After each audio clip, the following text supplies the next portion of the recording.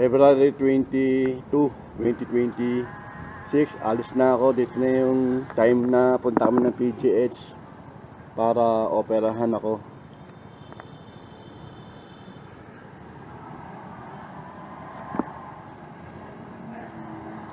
Bukas pa ako operahan. So, punta na kami doon ngayon. Ang oras ay mga alas 2 na yata, mag-pass 1 na. So, ito yung paligid ko, ha. Ito yung bahay na ginawa.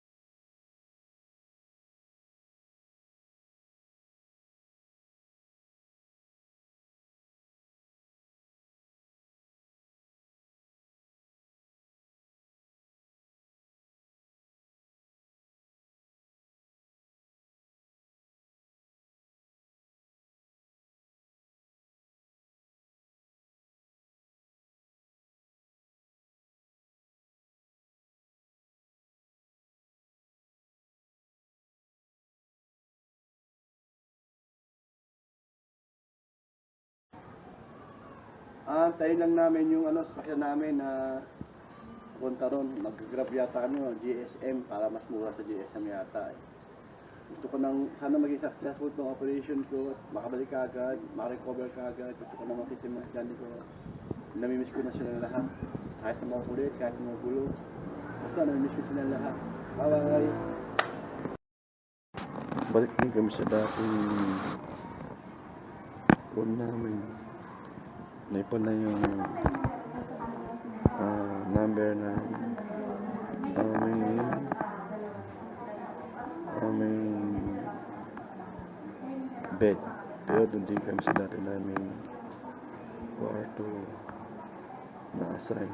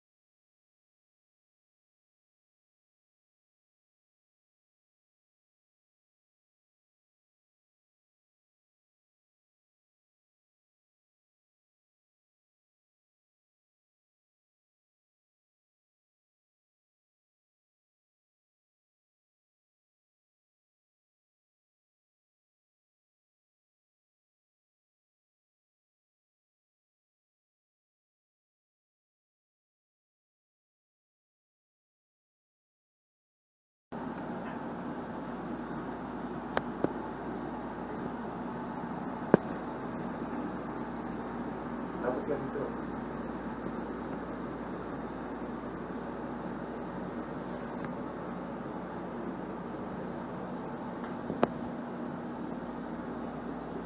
Operahan na ako.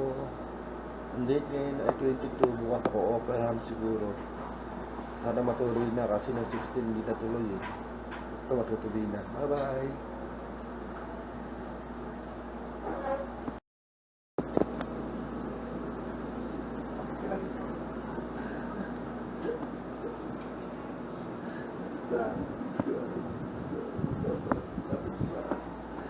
Papa-opera ako bukas, tatanggalin yung uto ko, mga alas 3 ng hapon. Magpapahinga na ako, nakapating na ako. So, ito ang mukha ko bago ko opera niya ako pagkatapos ng opera ng mukha ko. So, ingat kayo lahat lagi ha. Ginuyo ka naman.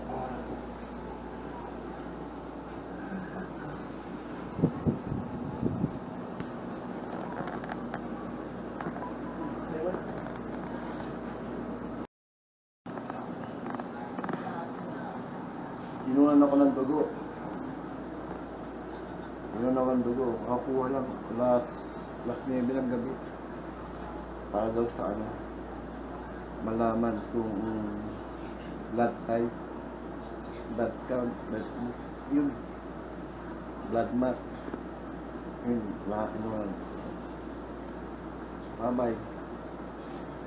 Tutulog na ako.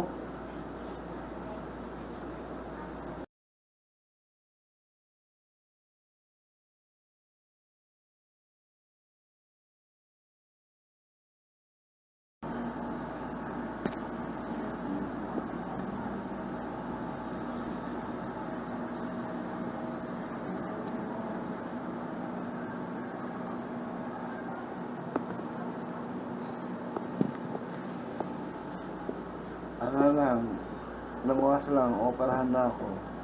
Mamaya papalit ako ng damit, tapos lalagyan na ako ng swero dito, kaya dito. Tapos yan, handa na ako sa operation ko. So bukas, ang operation ko, makita niya ang operation ko, pagka nagpalit ako ng damit. So ngayon matutulog na ako para meron ako lakas. Okay, bye-bye. Ang date ngayon ay February 21, bukas ay 22. Ang oras ay bukas, ang date pala ngayon ay February 22. Bukas 23 na ako opera. Ang oras ngayon ay alas 9, 9:30, ay 9:10 p.m. ng February 22. Okay? Bye-bye!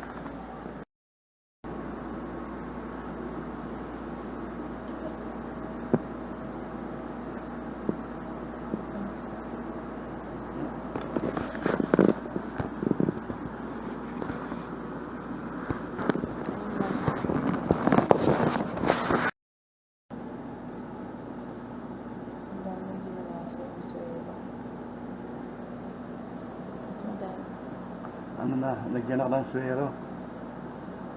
Yan lalabas yung ano, yung lalagay yung anesthesia. Tsaka dyan na rin yung swero, parang pagkain ko na kasi nagpapasting na ako.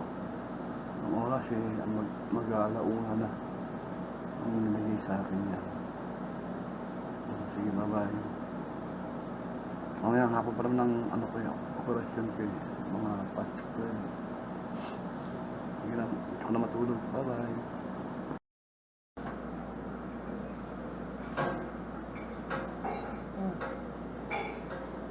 Inulan ako ng dugo para sa ano ko, cholesterol at sugar. Ang dami ng dugo yung kinuha sa akin. Hindi pa ako na-operahan. Ang oras ay alas 8 na ng umaga. Hindi ako nakatulog. Masyado kasi ihi ko ng ihi.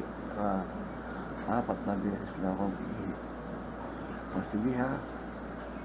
Nasigo akong ma-operahan. Bye-bye.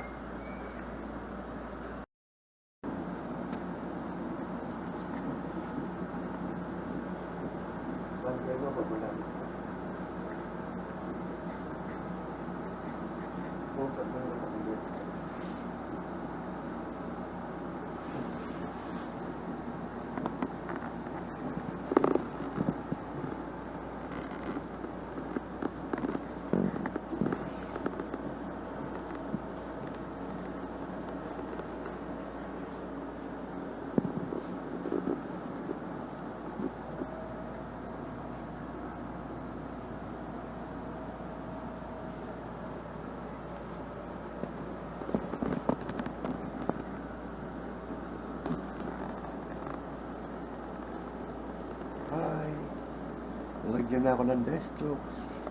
Yan na magiging pagkain ko. Ang oras ay mga past 8 na. So,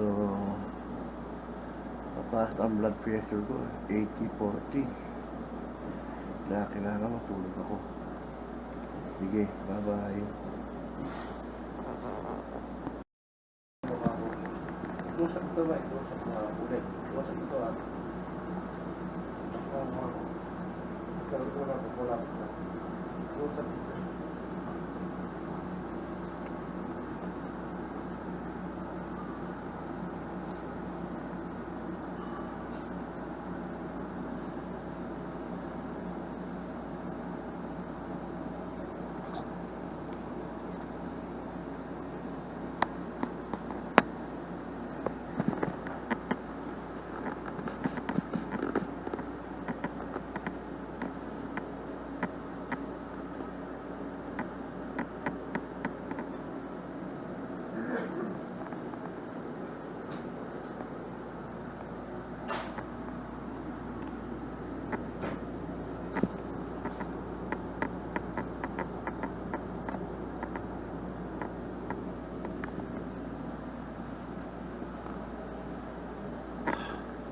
Hello, nagyan ako ng Dextrox.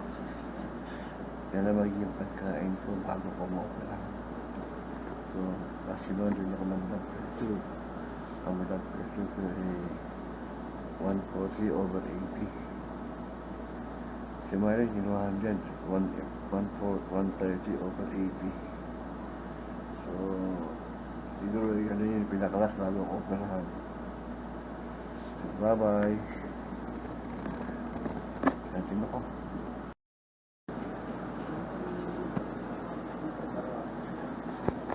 Morning po, Doc. Dito po kami.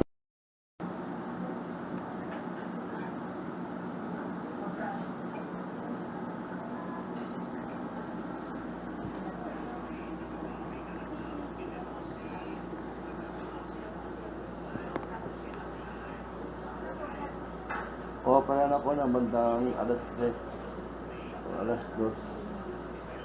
So, magpapatulog na muna ako para magandang operasyon ko. Okay? Bye-bye.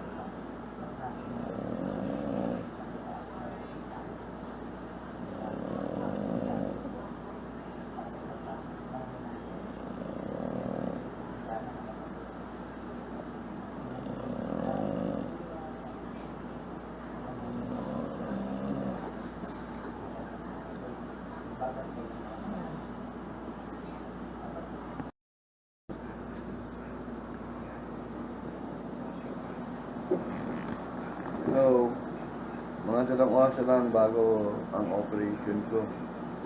Nakawasok ko si Cesar. Kasama na si beautiful wife niya na companion niya for time and all eternity bago ko ma-operahan. So, saya na ako nun. Kasi, natuwa mo talaga yung mga kaibigan ko, yung mga nakatulong sa akin bago ko operahan. So, hindi ko alam kung anong nangyari after my operation, kung kakayanin na yung katawan ko. Pero, dahil nakita ko si Cesar, si Baba Cesar, at saka si Christine, kasama sila.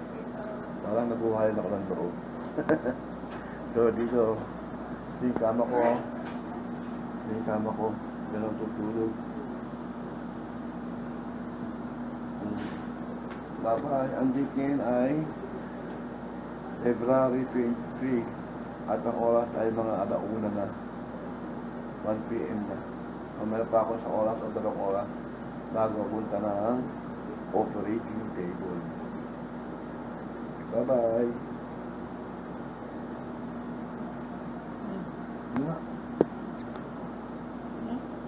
Okay na.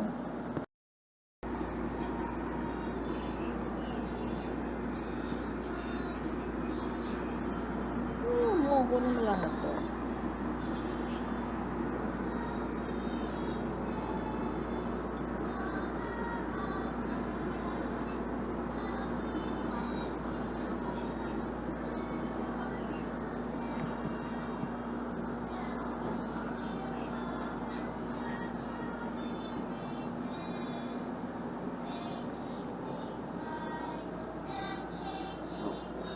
Pupunta na ako ng operating table. Operahan na ako. Hindi ko lang yung successful ang aking operation para makabalik ko dito. Walang complication at mabilis akong makarecover para pagtaas sa pagtutulong ulit yung mga bata bago mo na makusa ang klase. So, babay na ha. Sige. Ang oras ay mga 4 p.m. na ng February 23, 2026.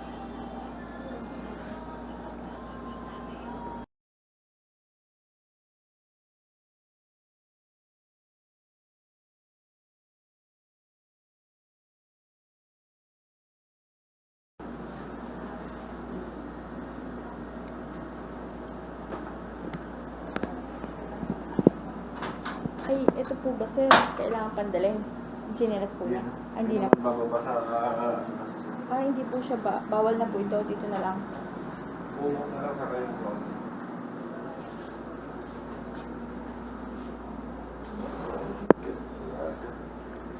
Ay, tatama kay tatay. May kama din. Kayo.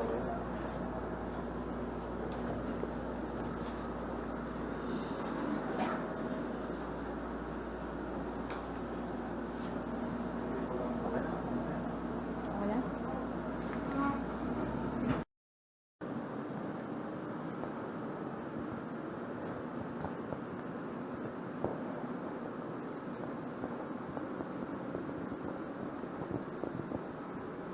Tapos na akong maoperahan. Pinasa ako ng past 5 sa operating room. Pagpasok ko ng operating room, nag-wait pa ako bago ko ilagay sa talagang operating room. Doon sa operating room, inihanda nila ako sa table, sa operating table. Ibigyan na ako ng blood pressure, oxygen level. Tapos, inayos nila yung doon na yung damit ko. Kaya nila na ito. Tapos, bigyan ako ng strap sa katawan para nagawaan kasi yung operating table. Makitid lang yun. Then, dumating na yung inasila yung pagkakahiga ko para makomportable ako. Tapos tumating na yung anesthesia ko. Ibibigay sa akin ng anesthesia, sabi niya sa akin, patutulugin niya ako. Pero bago yung inikot ko yung mata ko sa paligid. Last time ko na makita ng operating maganda yung operating room nila halos kompleto. Then tapos nga, sabi ng anesthesia ko, tutulogin daw niya ako. And tulog na ako, pagtulog ko, hindi ko alam, nasaan na ako, papunta na ako sa recovery room. May gimising sabi sa akin, tapos na ang operation room. Ay, tapos na ang operasyon. Tapos na ang operasyon. So, nandun ako sa recovery room, nag-aantay ko doon. Yung tagal na doon, mga 30 minutes. Pero habang nandun ako, kinukuha yung blood pressure ko, saka yung pinumara ko yung blood pressure ko, saka yung oxygen level ko. Tapos tanda ko nararamdaman yung sakit, yung pain. Pagka-offer ako, marami din ako kasabay doon, marami din pasyente, iba-iba sakit na operahan. Tapos maya sabi sa akin, puntahan daw ako sa kwarto ko. Hindi ko alam kung anong oras na yun. Nanano ko lang, nung ganito na sa kwarto ko, alas 12 na pala. Ibig sabihin, itong oras akong nawala sa kwarto ko. At napapandaan ko pa, pagka-pumipikit ako, parang yung hihigaan ko, hinahatak, kaya ayaw ko nang pumikit. Pero akala ko, hindi ganun, pumikit ako ulit, ganun naman, hinahatak siya. Habang nag-aantay ako lang. Hindi naman ako kinabahan nung nasa operating table ako kasi nakapag-isip ko na yung sarili ko. Pero, ano lang,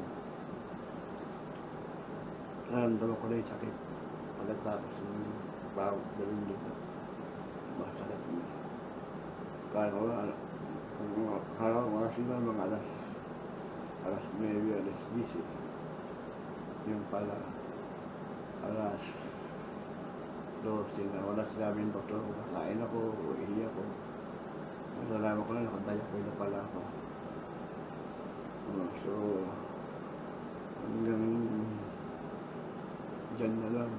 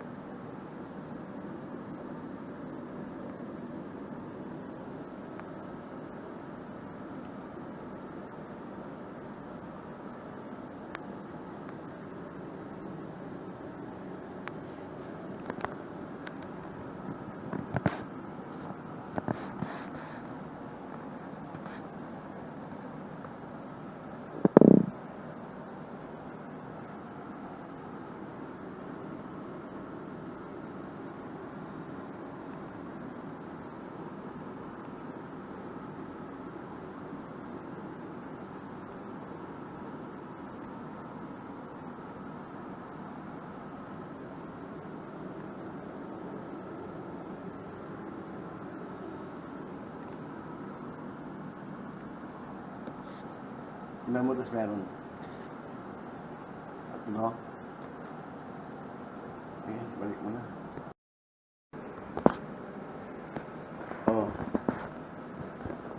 Yan ang operasyon ko. Buti hindi ako in-open surgery kasi sinabi sa akin kanina i-open surgery daw eh.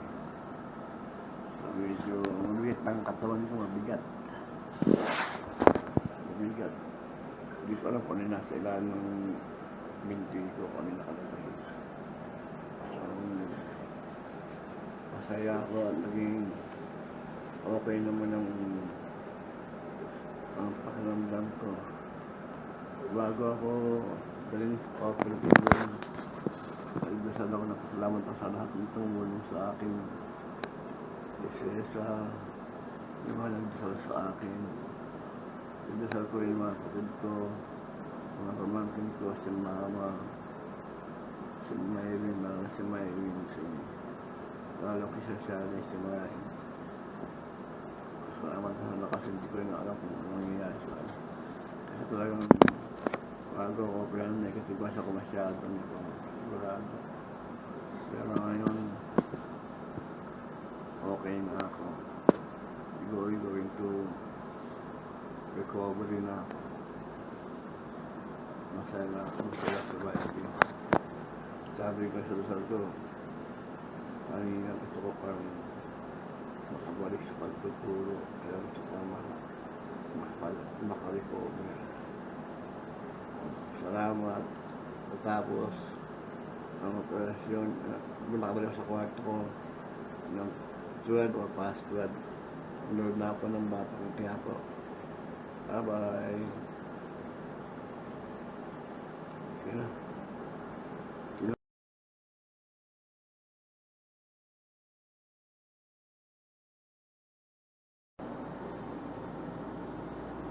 Hindi na, pagka na. Sabi ng doktor. Sige, wait. Sabi ng doktor, sa paglinis ng sugat, dapat sabunin mabuti at banong mabuti. Sa isang araw, pwede siyang 2 beses. Pag nasabon na siya mabuti at nahugasan na siya mabuti, lalagyan na siya ng Band-Aid. Mas maganda. Tapos, bago lagyan ng Band-Aid yung sa puso, lagyan ko muna ng bulak. Kasi, yung part na yon malalim. Tapos sa March 2 kami pupunta rito ulit para magpa-recheck. Check out. Follow up na tayo. Oo, bakay na. Naihi ako sa ay umako pala yung yung diaper ko, kaya payatan ako. Ang diaper, saka payatan yung kumot ko. Bigyan ng parang iyan sa pan. Ano ko tawag doon? Tapos, sabi ng doktor, dapat matuturo kasi marami na naman sa tiyan ko. Kailangan daw matuturo. Hindi na ako kumain, kaya na ako yung ng gamot. Then,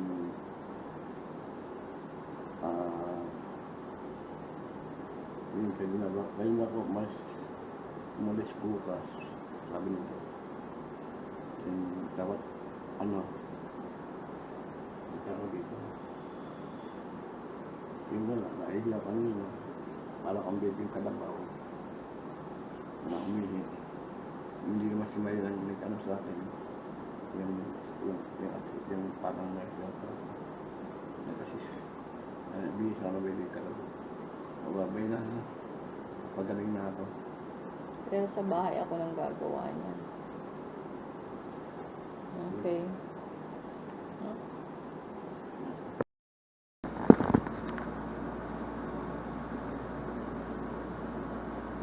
Baka umuwi na kami. Mamaya. Okay naman na yung pakiramdam ko. Parang ano lang. Tapos wala na ako detox. Ano lang. Talagyan ako ng isang gamot na lang. Diba? Papataan. Tapos uwi na kami. Baka talaga na kayo umuwi. Ngayon, kung hindi na umuwi, ito kami mag-i-stay hanggang EDSA Day. EDSA Day. Pero gusto ko nang umuwi. Pag pinayagan ng doktor. Lumili lang, hindi ko yung nangagawa. So, babay, salamat sa lahat na magdasal, salamat sa lahat. Salamat sa lahat ng salamat sa lahat. Babay.